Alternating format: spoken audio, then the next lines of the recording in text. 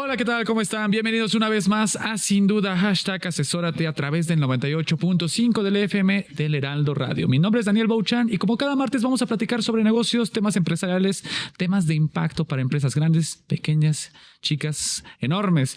Y de la mano de nuestros expertos y de nuestro asesor de negocios, al cual le doy la bienvenida. ¿Cómo te encuentras, Jesús Antonio García, vicepresidente del Consejo de Garrido Licona? Excelente, muy buenas noches a todos, gracias.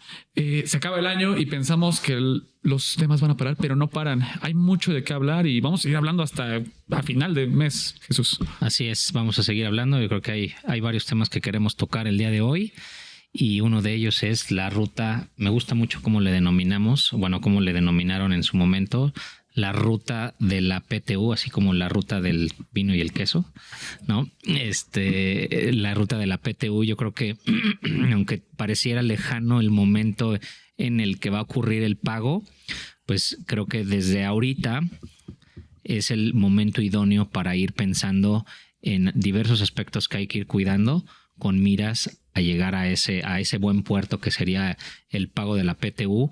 Y bueno, no nada más es el pago, sino ir cuidando aspectos que pueden surgir durante este proceso y post pago de la PTU. Exacto, porque pareciera que falta mucho para llegar a mayo del próximo año, pero vamos a platicar sobre todos los aspectos. Eso decíamos en enero, ¿verdad? Del 2024. y no, ya, todavía falta mucho y ya estamos a nada. Ya, mira.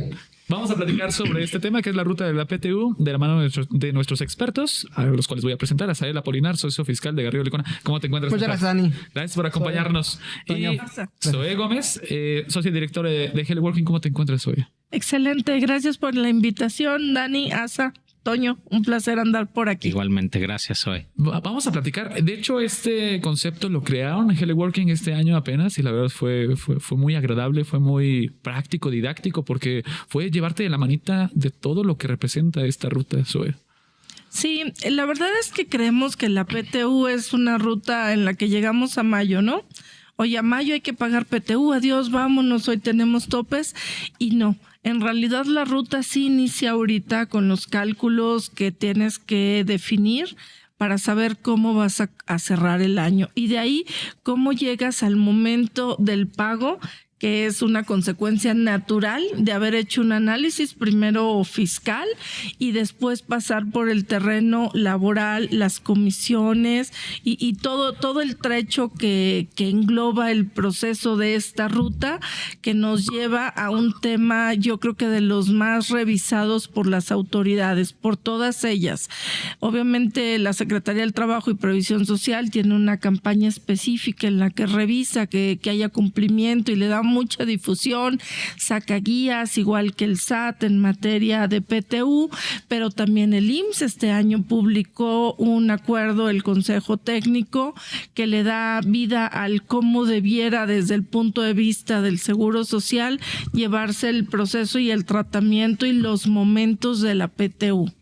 Perfecto. Pues sí, la verdad es que pareciera que a quienes reciben el pago, pues obviamente son a los que les interesa pues la fecha de mayo y sobre todo pues cuánto van a recibir, ¿no? Sí. Pero quienes tienen que pagar, pues hay una serie de pasos, de aspectos muy relevantes que hay que ir cuidando y hay que ir preparando. Y bueno, pareciera que a lo mejor el cierre del año 2024 es un momento todavía muy temprano para ir pensando en la PTU. La respuesta ya la acabas de dar. La respuesta es que no.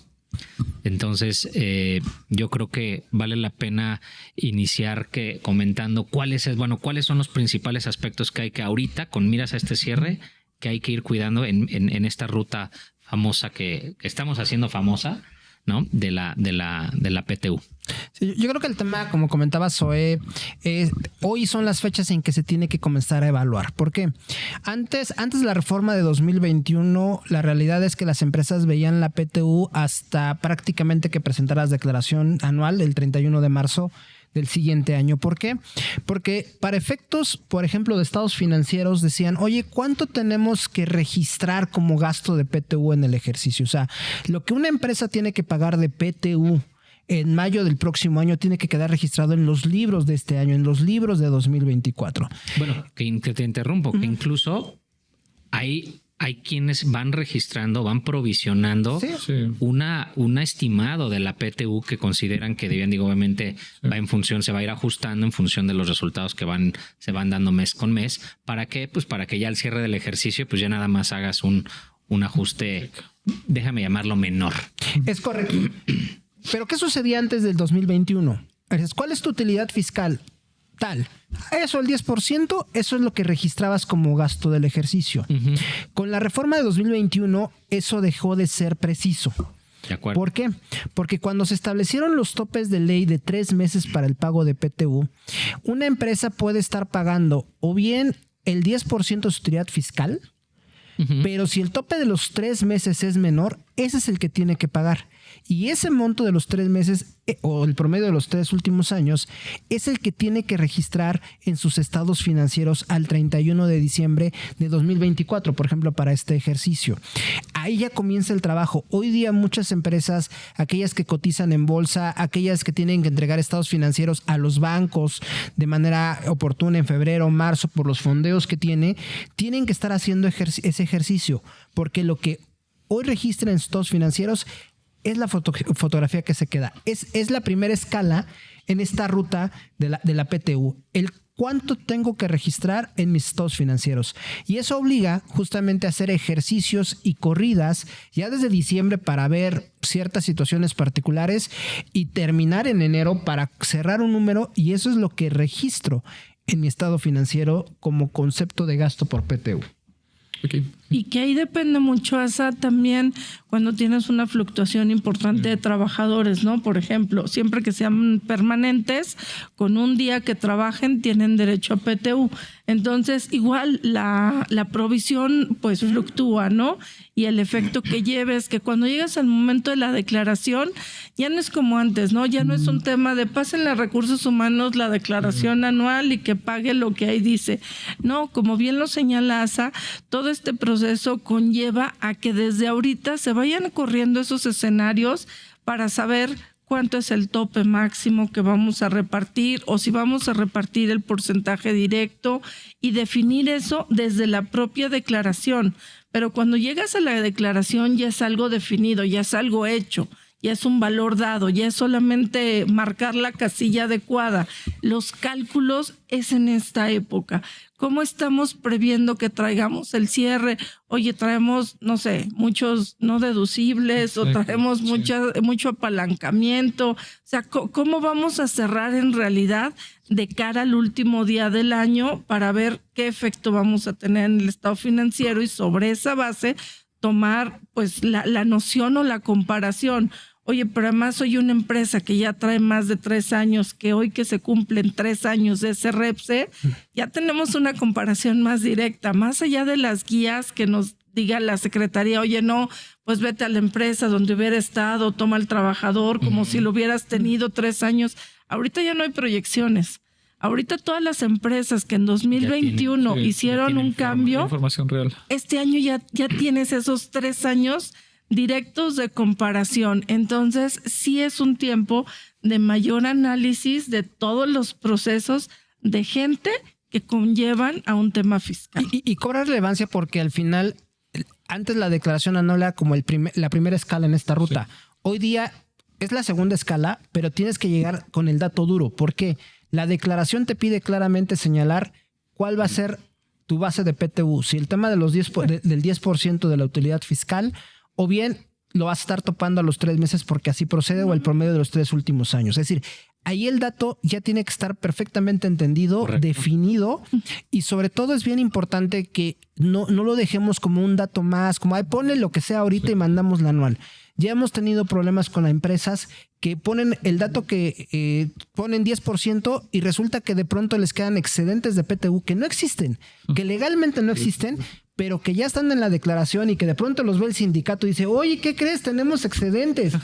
Súmalos y repartámoslo, ¿no? Entonces, sí es bien importante este ejercicio que comenta Zoe, que se tiene que venir haciendo desde diciembre de este año durante el cierre de los estados financieros para que la declaración anual, insisto, ya no va a ser el inicio, va a ser un una escala más en donde confirmes cuál es tu utilidad fiscal. O sea, confirmes, oye, sí la empresa generó utilidad fiscal y en consecuencia tenemos que estar repartiendo PTU como empresa, pero también saber y cuánto tengo que repartir ya el dato duro, no estimados, el dato duro.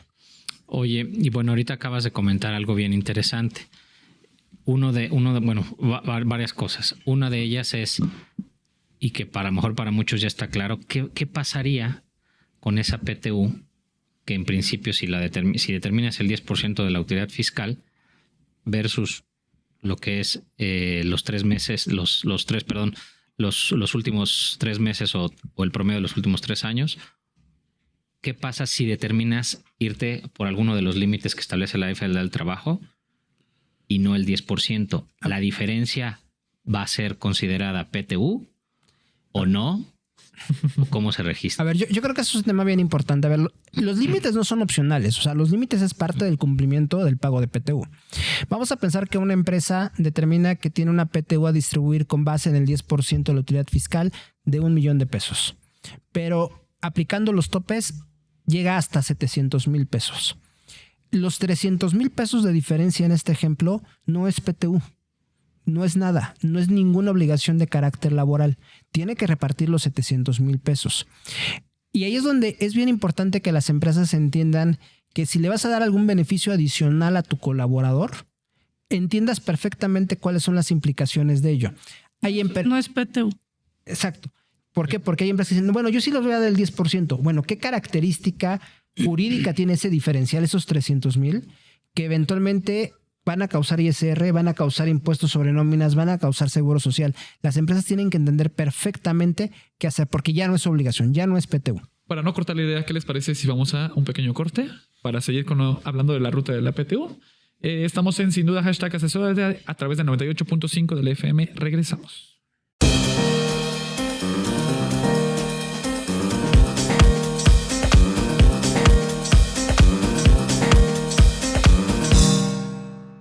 Salvador Garrido Márquez. ¿Qué pasó, mi estimado? Let's agree to disagree. Let's agree to disagree, pero vamos a acordar en que este lunes a las 4 tenemos una cita en Entre Empresarios. Excelente, así que no se lo pierdan, queridos y queridas. Los esperamos aquí en Heraldo Televisión. Asesórate. Asesórate. Asesórate. Asesórate. Asesórate. Asesórate. Asesórate. Asesórate. Asesórate. Asesórate. No nos cansaremos de decírtelo. Asesórate. Garrido Licona. Asesoría fiscal, legal, financiera y de negocios. Visítanos en garridolicona.com. Estamos de vuelta en Sin Duda #asesórate a través del 98.5 del FM en el Heraldo Radio. Estamos platicando sobre la famosa ruta de la PTU, que pareciera que falta mucho, pero no, ya estamos en ella y de hecho estamos en tiempo de muchas decisiones. Estamos platicando con nuestros expertos sobre el tema y nos quedamos en una idea sobre la misma o aspectos sobre esta ruta. Sí, lo que platicábamos es que justamente hay que definir cuál es la base, cuál es lo que vas a pagar de PTU. Y preguntaba Toño, oye, ¿qué sucede si tu base de PTU con base en el 10% de la utilidad fiscal es mayor a los límites? Bueno, tú tienes que pagar los límites. Sí. Ese diferencial no es PTU. Uh-huh. Si por alguna razón la empresa decidiera pagarlo, porque nos ha tocado empresas que lo hicieron, tienen que entender perfectamente cuáles son las implicaciones en impuesto sobre la renta, por deducibilidad, por retención de impuesto, temas de seguridad social y temas de impuesto, inclusive impuestos sobre nóminas. Inclusive laborales, o sea, tendrías que darle el carácter de lo que es y reconfigurarlo, o sea, sacarla de la parte de PTU, no es PTU. ¿Sale? Si das un excedente, es cualquier otra cosa. Gratificación extraordinaria creo que es la mejor definición. Okay. ¿Por qué? Porque no te crea inclusive un derecho a los trabajadores, ¿no? Fue extraordinario porque este año nos fue bien, ¿no? Sí. Porque cuando tienes un año en bonanza, bueno, pues es fácil ceder. Pero cuando tienes un año que el resultado fue muy malo, muy adverso, ¿con qué recursos le vas a hacer frente a esa garantía?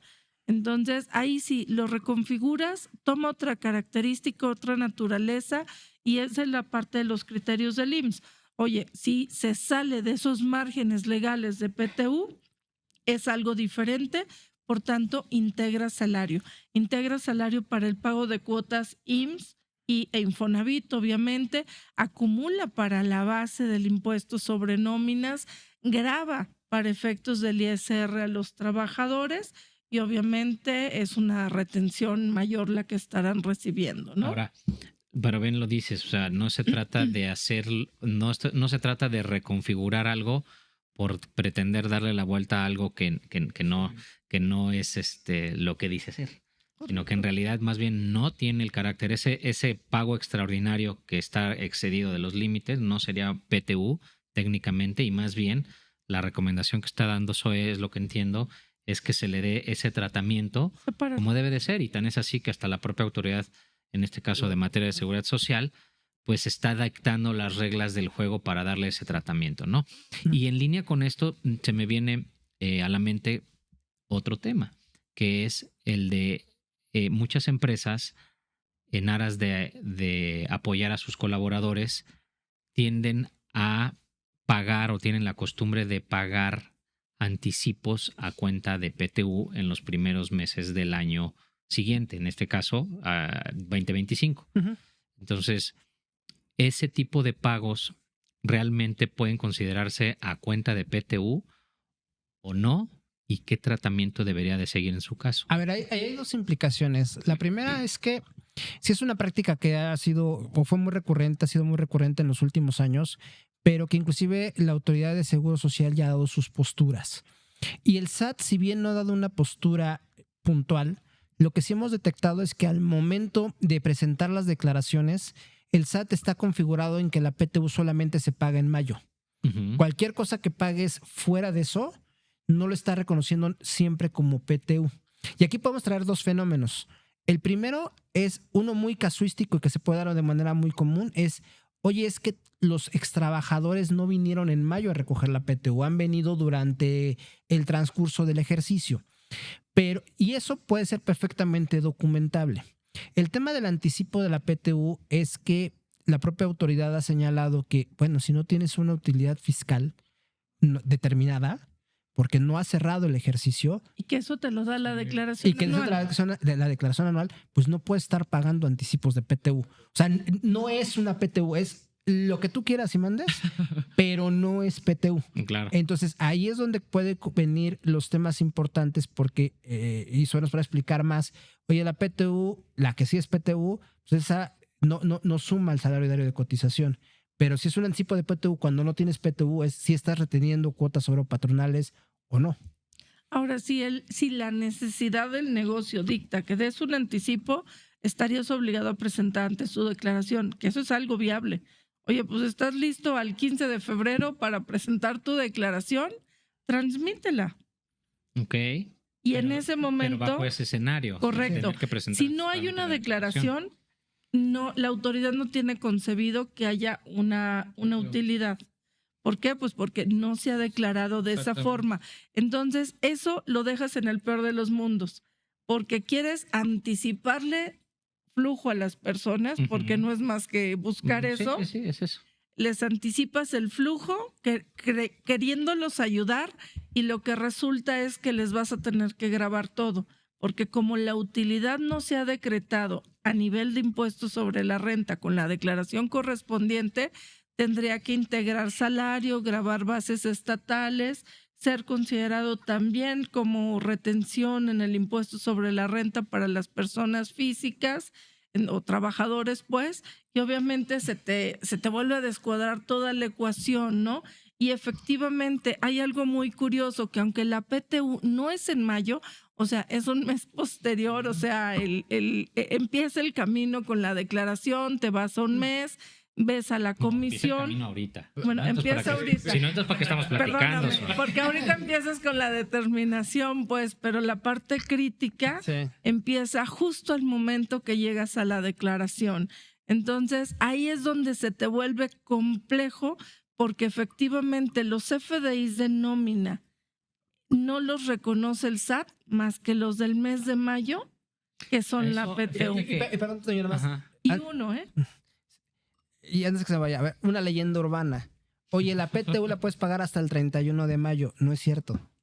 Son 60 días después de que haber presentas presentado la declaración anual. Exacto. Es decir, si te quieres adelantar, como dice Zoe, oye, presenta la declaración el 15 de febrero, No es de ahí, nos vamos el 31 de mayo, no, comienza a contar ahí los 60 días para pagar la PTU. Es el 14 de abril más o menos, 15 de abril. Sí, ahora, con esto que comentas, vaya, entonces me viene a la mente algo, otra cuestión. O sea, quienes realmente, ahorita si existieran personas o empresas que desearan pagar anticipos de PTU bajo ese concepto, que no grabaran, etcétera, estarían corriendo un riesgo, ¿ok?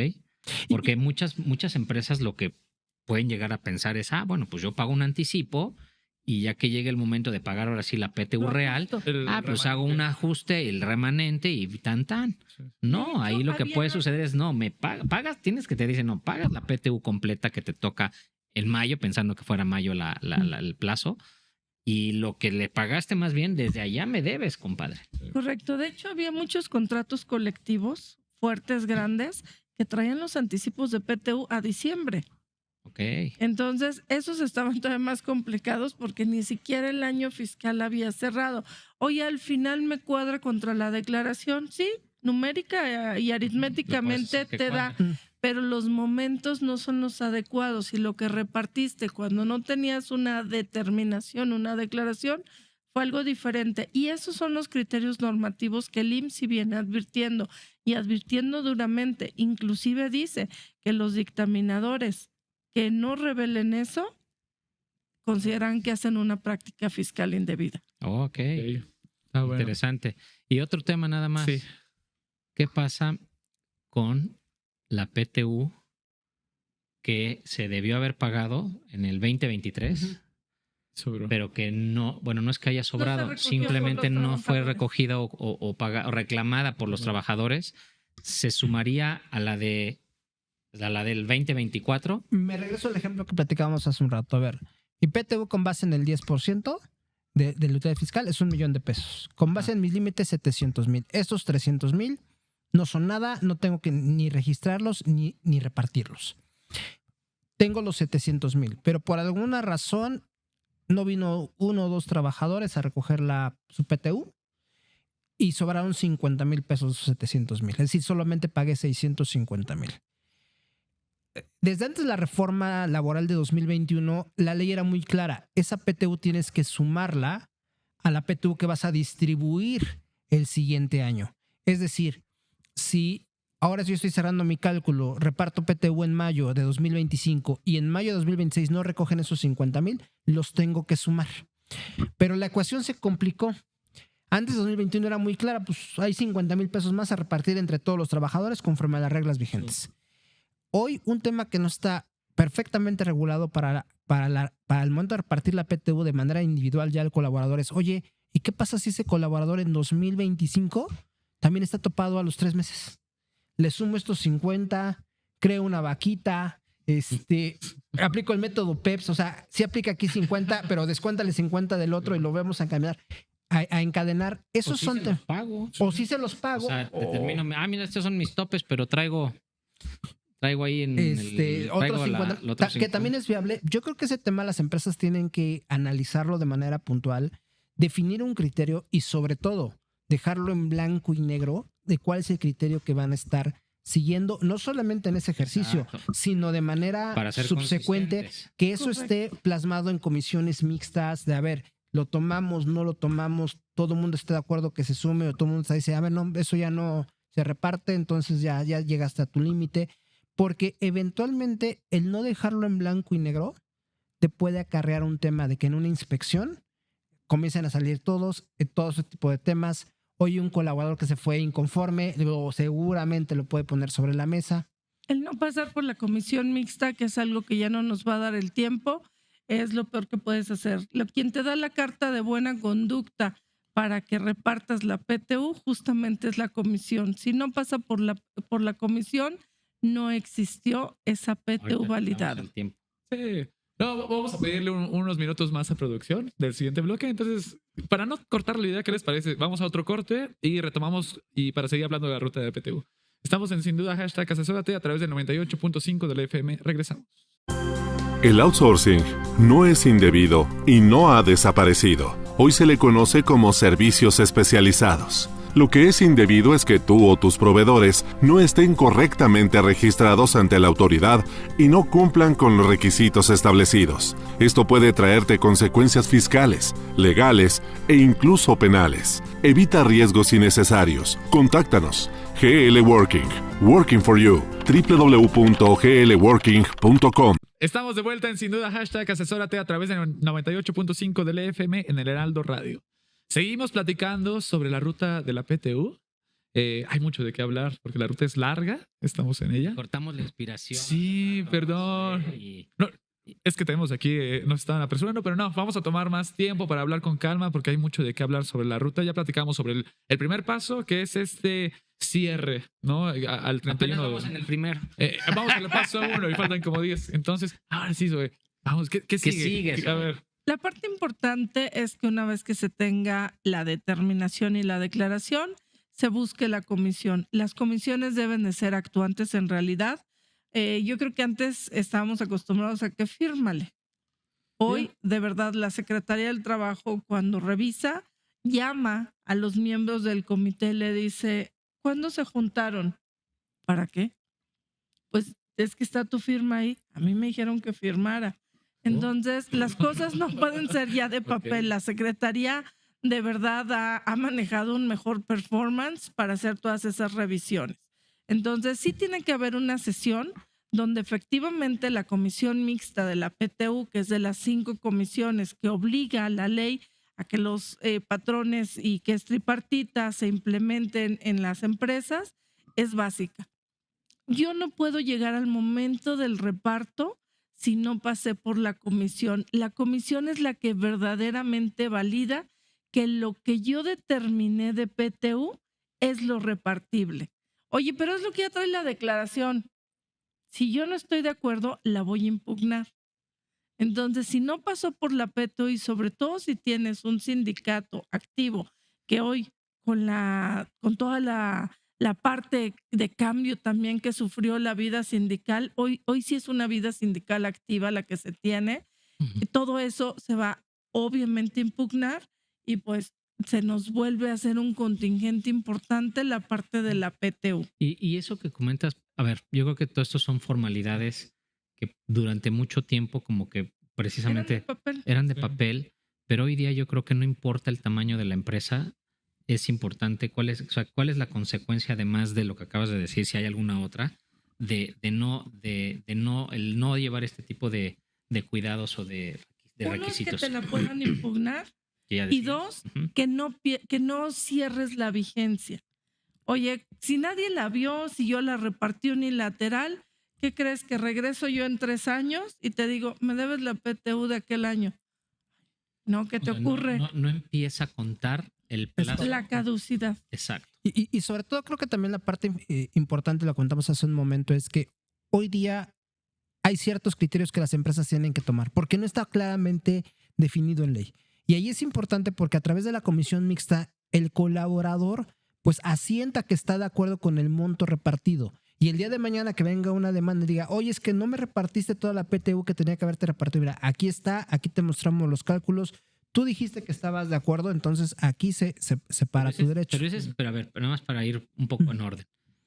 A más tardar, ¿en qué fecha tienen que crearse las comisiones mixtas? Bueno, las comisiones deben de ser vivas, pero debe de estar sesionando. Exacto, integrarse y sesionar un mes posterior a la declaración. Okay. Máximo. Y después viene, ¿qué viene? Porque hay que hay que informarle a los trabajadores de la presentación de la declaración. Bueno, ya que la tienes configurada la comisión, y creo que es otro valor importante que hay que sumarle, hay que hacer la definición inclusive del salario que va a topar. Recuerden que la PTU se divide en 2 bolsas, ¿no? Ajá. Por salarios y por días trabajados. Por días trabajados, pues ya es la proporción a los días que cada colaborador hubiera beneficiado a la empresa, ¿no? Uh-huh. Pero la parte de los salarios tenemos que identificar al sindicalizado o sindicalizable más alto para buscar justamente ese equilibrio y no que el que más gana se lleve más, ¿no? Uh-huh. Sino más bien de una manera más heterogénea, más homogénea, hacer esa división del dinero. Y ese sindicalizado también puede ser un problema enorme, porque cuando entró, si no entró, ¿Cuándo se fue? cuando se fue, y todos esos factores juegan de manera importante. De hecho, nos preguntaban hasta hace unos días una consulta a una empresa muy grande, multinacional. Dice, oye, el sindicalizado más alto, que más lo tuve por muchos años, se fue en junio. Y el que le sigue, aún juntando los ingresos, que son los ingresos anuales, lo que ves, dice, le hace falta más de una tercera parte para alcanzar a ese que se fue a medio año. ¿Cuál tomo? ¿Cuál tomo? Ok. No, y justamente en este punto también corre un proceso paralelo. O sea, creo que justamente cuando ya está constituida la comisión mixta y comienzan los procesos, hay cuestiones que tenemos que analizar de manera paralela. Justamente también aquí comienza a correr el plazo para que los colaboradores objeten frente a la autoridad fiscal la utilidad fiscal de ese ejercicio. Y la realidad es que sí lo hacen. Los sindicatos activos contratan asesores, El minero, auditores. Bueno, por definición, lo litiga. Exacto. Y lo Por pelea, ejemplo. o sea, contrata asesores, auditores de, a ver, dime en tiempo récord, porque son 30 días, si el resultado fiscal no te tomaste 30 posición. días, perdón, 30 días contados a partir de que, porque aquí De estamos de que hablando, se entrega- estamos hablando de tantos días. A partir de la declaración anual. Ok. No, No la presentas. De la presentación de la comisión, ¿no? De la elección anual para el plazo del Sí. tema. Aquí que es importante resaltar que aquí es donde el sindicato puede decir, tomaste posturas agresivas, no tomaste posturas agresivas, situaciones como esas en las cuales pueden decirte, tú me habías dicho que eran 10 de utilidad fiscal, ¿qué crees? Yo digo que son 15. Y ese es el plazo que tiene para que tiene el trabajador para objetar este resultado fiscal. Ok. Y digamos que al final, si no hay objeción por parte de los trabajadores, todo corre en tiempo y forma, digamos que están de acuerdo y llegamos al último punto, que es el pago, que es como bien lo mencionaban, Son los 60 días después. posteriores a la declaración anual. Los tiempos empiezan a correr justamente cuando presento mi declaración anual. Ahí empieza el reloj, se activa. Entonces, ojo, no es 31 de Exacto. mayo, como decía La fecha Asa. máxima. Correcto. O sea, cuando presenté mi declaración, la presenté el 25, perdón, es el 25 de mayo. Ok, perfecto. Un punto muy importante que deberían de considerar las empresas dentro de esta ruta es, o sea, ha sonado mucho, lo platicamos hace unas semanas, una famosa iniciativa de PTU.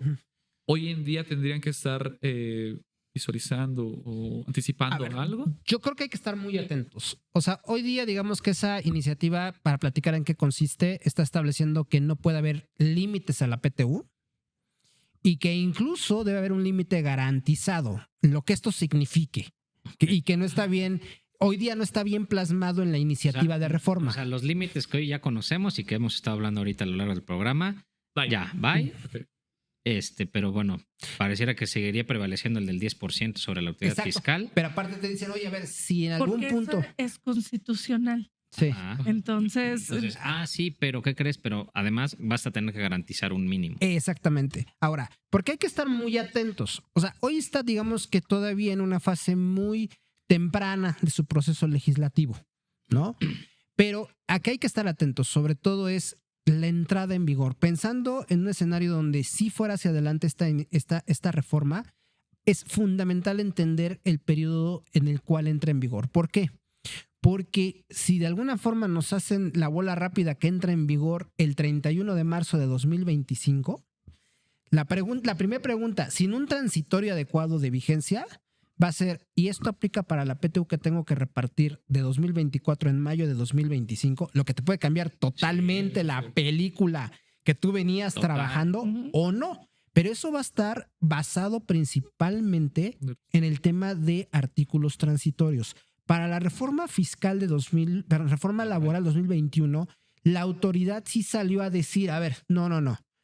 Aplica para... No te estreses. No te estreses, aplica para la siguiente PTU, ¿no? correcto. Y no dejaron de haber sindicatos que aún así levantaron la mano ¿y dónde lo dice en el texto de ley?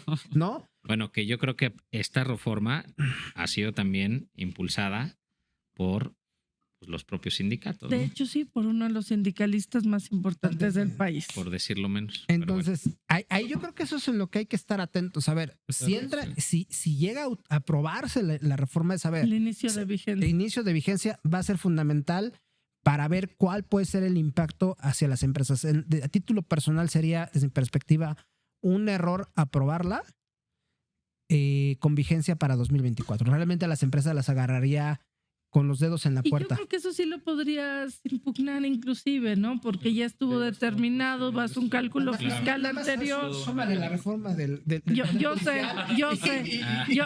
que eso no ayuda mucho hoy, pero sí es un tema que no sería lo esperado Sí.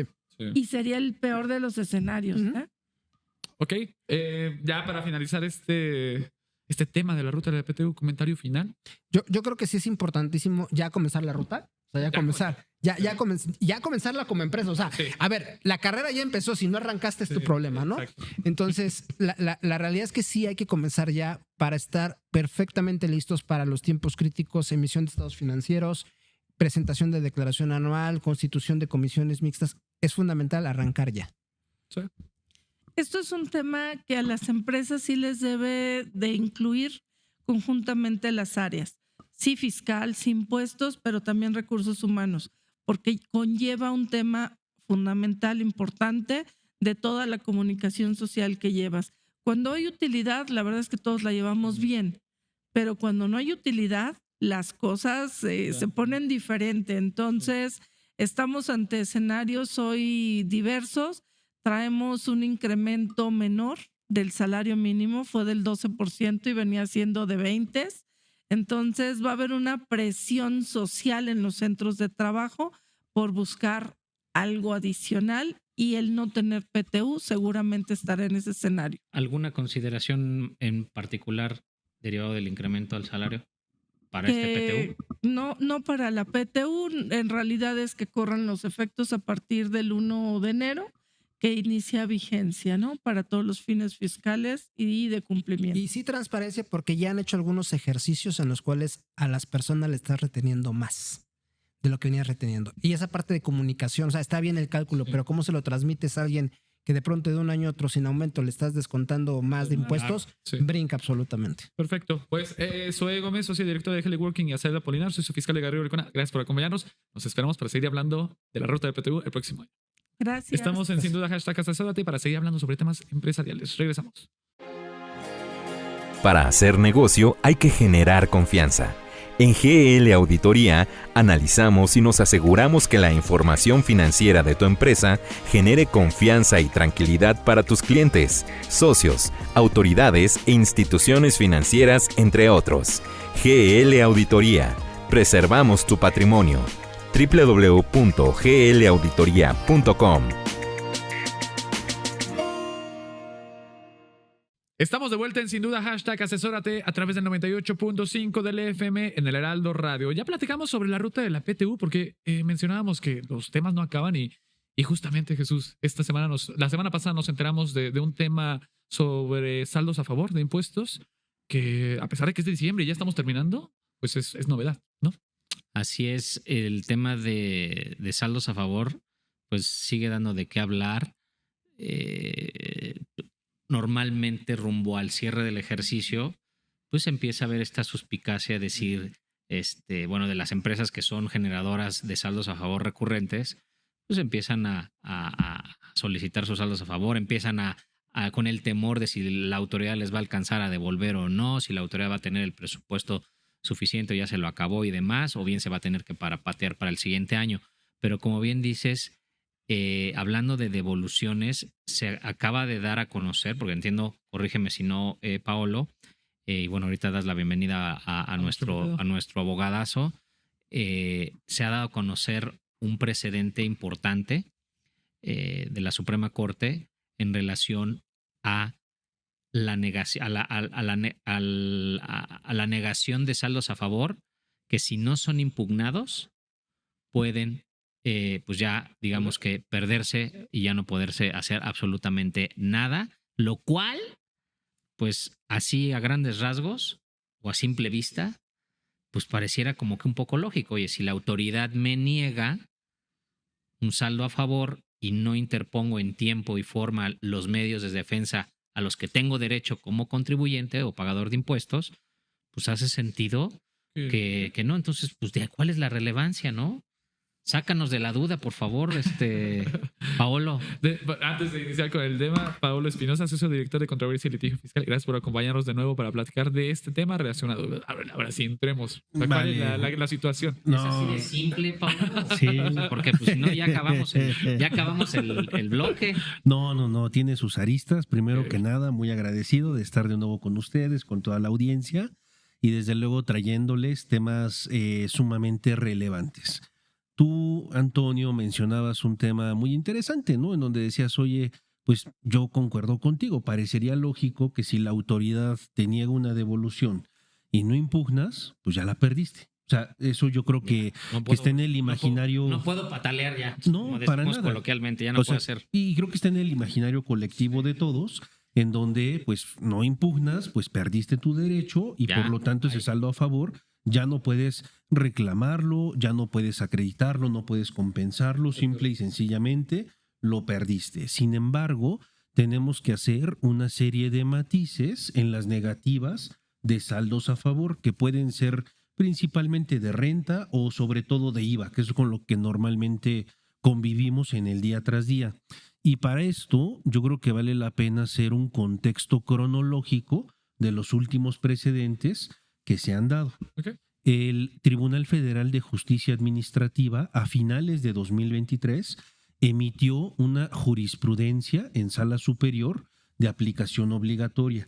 Y esa jurisprudencia lo que decía a grandes rasgos es que si tú presentas una devolución, te la niegan por cuestiones formales, ¿qué es entonces que, por ejemplo, tú no aportaste algún elemento probatorio, te faltó hacer algún cruce, te hicieron algún requerimiento de información y documentación y en ese entonces no lo tenías, entonces lo natural es que la autoridad pues no se pudiera pronunciar sobre el contenido o sobre la sustancia, la materialidad de ese saldo a favor. Ahora, perdón que te interrumpa, pero ahí en esos casos pues se ha sabido que incluso la propia autoridad llegaba a contestarte que no podía resolverte. No, o sea, se consideraba como desistida. Oye, a ver, perdón, pero no cuento con todos los elementos, por lo tanto, pues yo, autoridad, te la tomo por desistida, inclusive. Sí. ¿No? Y ahora lo que está sucediendo es que la autoridad te la está negando. Es correcto. O sea, hay que distinguir porque si tú presentas una devolución y no hay un requerimiento de por medio, la autoridad te puede desistir de la devolución si no aportas elementos probatorios. Correcto. Pero si presentas la devolución, inicia el procedimiento de verificación del saldo a favor, ya la autoridad solamente tiene dos caminos, o negártela o concedértela, que puede ser parcial o total. Ya requiriéndote. Porque a veces luego, aunque te requieren, tú das esa información pensando que es la que realmente necesita la autoridad. Sí. Pero a lo mejor no se solicitó con el detalle que la autoridad necesita o requiere. O bien, pues simplemente pues, se dio de una manera tal que pues para la autoridad no le es suficiente y por lo tanto, pues ahí sí se queda como que entre azul y buenas noches el tema de, como dices, o te la niego. Parcial ahí, o total. O te la niego parcial o total. Sí, que a veces lo más común que llega a ocurrir en las empresas es que tratan de implementar un proceso de solicitud de devolución, pero no estando lo suficientemente preparados. Sí. Y no es porque hagan más las cosas, sino es simplemente porque los filtros y los requerimientos de la autoridad tributaria se han endurecido cada vez más. Tanto en cruces de información como en el uso de tecnología, pero también, por ejemplo, con cuestionamientos como materialidad de operaciones respecto de los proveedores que traen deducciones o IVA acreditable. Y cuando estás afrontando una auditoría tan corta, que es el proceso de devolución, a veces inclusive las empresas no tienen tiempo suficiente para afrontar ese tipo de requerimientos y es ahí en donde puede haber un desahogo parcial que puede dar lugar a una negativa parcial de la devolución. Vas por 10 millones y te autorizan 5 porque de los otros 5 no aportaste elementos suficientes. Entonces, Sobre esas bases, Sí. solamente lo que quería poner en la mesa es que había a finales de 2023 un precedente del Tribunal Fiscal Jurisprudencia que lo que establecía es si te niegan parcialmente, pero tú sí tienes los elementos probatorios suficientes, entonces presenta una declaración complementaria, vuelve a presentar tu solicitud de devolución, ya sea por un elemento cualitativo o cuantitativo, y la autoridad tenía la obligación de volver a revisar esa solicitud de devolución porque de cierta forma ya subsanaste las irregularidades formales. Formales. Destaco eso, ok. Formales, porque por ejemplo, si te niegan la devolución de fondo, en donde te dicen, es que no hayas aportado documentos, sino que los documentos no existe este saldo a favor, ahí sí es una negativa y no tienes la oportunidad de una segunda ronda. Eso también lo resolvieron en el tribunal, en el Poder Judicial de la Federación, a principios de 2024, en concordancia con el Tribunal Fiscal. No quiero entrar tanto detalle ni ser tan procesal, pero en la Ciudad de México se pueden dictar jurisprudencias de plenos, es decir, cuando hay colegiados que dependen de distintas jurisdicciones y no emiten criterios concordantes, sube ese asunto a un pleno de la Ciudad de México y ellos son quien dicta una jurisprudencia. Y esa jurisprudencia también lo que decía, y ahorita hablo en pasado, ¿no? Porque ahorita vamos a tocar ese tema, pero lo que decía es que igualmente los contribuyentes que no aportaban elementos formales podían subsanarlos en una segunda solicitud de devolución por el mismo periodo, por el mismo monto y por el mismo tipo de impuesto. Y entonces ya como subsanabas la irregularidad formal, existía la obligación de que la autoridad revisara la procedencia de esa devolución, no que te devolvieran, pero sí se le tenía que dar entrada. Y ahora bien, ya con estos dos parteaguas que yo creo que dejaban tranquilos a gran parte de la población en México, porque al final del día era tu derecho obtener esa devolución, porque era tu dinero, decías, bueno, pues subsano un tema de formalidad, tengo una segunda oportunidad, presento y me la van a devolver. Me voy a tardar más tiempo, pero me la van a devolver. Okay. ¿Y qué creen? Pues resulta que a finales de 2024, hace escasa una semana, en la Suprema Corte de Justicia de la Nación, siguieron subiendo este tipo de asuntos porque había todavía varios litigios y la encargada de hacer el proyecto de sentencia fue la ministra Leina Batres. Okay. Y a la conclusión a la que llega fue contraria, porque ahora se dicta una nueva jurisprudencia, pero ya al nivel de la Suprema Corte de Justicia de la Nación, en donde lo que se estableció fue, a ver, aunque haya un vicio formal que no lo subsanaste, aunque presentes complementaria, tú ya no puedes volver a presentar una segunda devolución sobre el mismo periodo, contribución y monto. Si a ti se te niega una devolución, inclusive por vicios formales, porque no desahogaste un proceso, no tenías la documentación, no amarraba la documentación, no aportaste la materialidad, lo que fuera, entonces esa devolución negada solamente tenía un camino y era medios de defensa. Ya no puedes volver a presentar a otra ronda. Y lo que se dice en la sentencia es que este pensamiento lógico es así porque si no, se afectaría la seguridad jurídica. Yo creo que ahí hay una crítica porque la seguridad jurídica es para los gobernados, no es para la autoridad. Pero al final del día cambian de criterio y esto es muy relevante porque este criterio de la Suprema Corte pues deja inválidos los criterios, todo el efecto cascada. Entonces ahora el criterio que prevalece para 2024 en adelante ahora, es este mismo. En aras del tiempo, porque se nos está yendo el tiempo, Paulo. Sí. ¿Cuál es la recomendación? Porque este es un mega precedente. Claro. Que definitivamente tiene que cambiar la manera en cómo se van a tener que manejar y tratar los saldos a favor. Esto es un parteaguas en la solicitud de saldo a favor y a partir de este momento, antes de presentar una solicitud de saldo a favor, tenemos que estar plenamente convencidos desde el punto de vista documental, fondo, forma, requisitos, afrontar cualquier requerimiento, todo para estar seguros de que ese saldo a favor procede. Entonces se tiene que hacer un assessment previo a la solicitud del saldo a favor, porque si nos niegan, no vamos a tener otra oportunidad para presentar una segunda ronda de solicitud de devolución. Tenemos que litigar y hoy, pues creo que lo mejor sería no litigar y obtener ese saldo a favor. Este es un gran tema. Te invitamos en un par de semanas para seguir hablando sobre porque sí, creo que da mucho de qué hablar. Pablo Espinosa, socio director de Controversia y Litigio Fiscal, gracias por acompañarnos. Se nos acaba el tiempo. Jesús, nos vemos la próxima semana. Pablo. Un placer. Gracias. Esto fue sin duda hashtag Asesórate. Nos vemos el próximo martes. Hasta luego. Bye.